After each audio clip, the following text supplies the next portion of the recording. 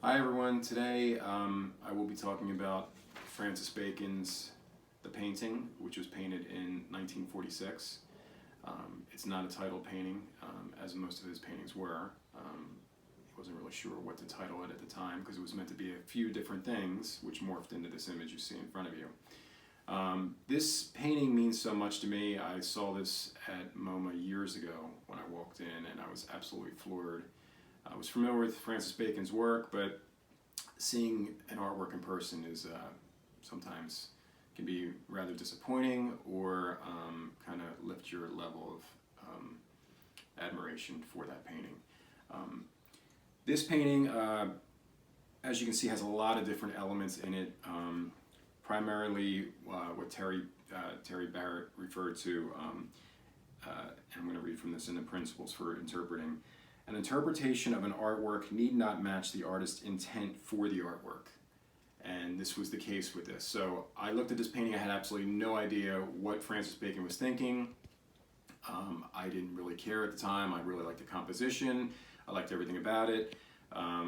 At the time, I also had taken a class at Westchester University through the DiMaggio Foundation, which focuses on the Barnes collection. And basically a lot of the same principles, but they combined a lot of the principles. A lot of design principles are variety and repetition, but in this case, one of their principles was repetition through variety. And you can see that a lot in this painting. There's a lot of different repetition as far as the line work goes. And whether it's the slab of beef up here, that's variety, but there's also a lot of repetition.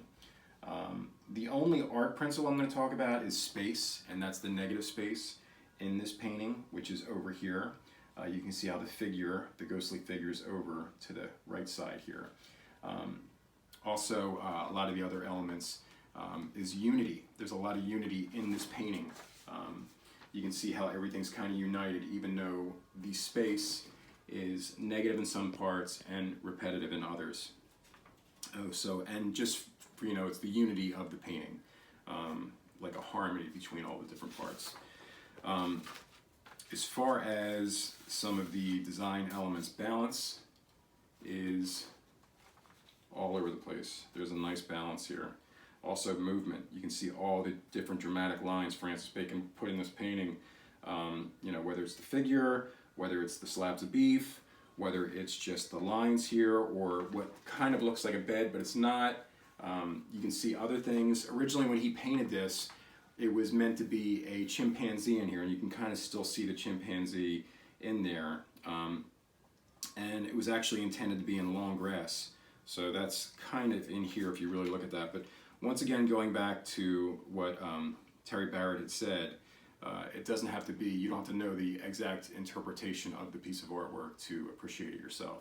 And that's why I kind of waited and I went back and I saw the history of the painting. And actually a lot of the magentas and pinks here weren't originally intended to be that color. They were faded throughout time because of Francis Bacon using chalk pastel in there and using fixative on top of that, and it actually kind of fell off, chipped off, and just faded over the years. And he actually requested to go back and paint the painting again, and they would not let him years later. So movement, repetition, balance are all different design principles that are very apparent in this painting. Going back over the years, I started investigating some of Francis Bacon other work, and it's very similar as far as a lot of the design principles he used in his paintings. Some of the other ones involved the figures and the grotesque morphing of the figures' faces and the way the bodies were displayed.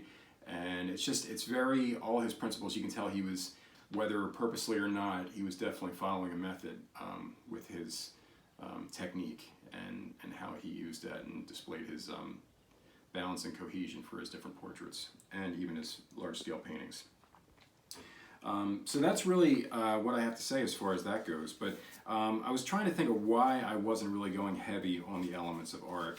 And it's just, I guess it was more of a design, and that's what I was more blown away by with Francis Bacon's work, was the more design elements of this work rather than the painterly aspect.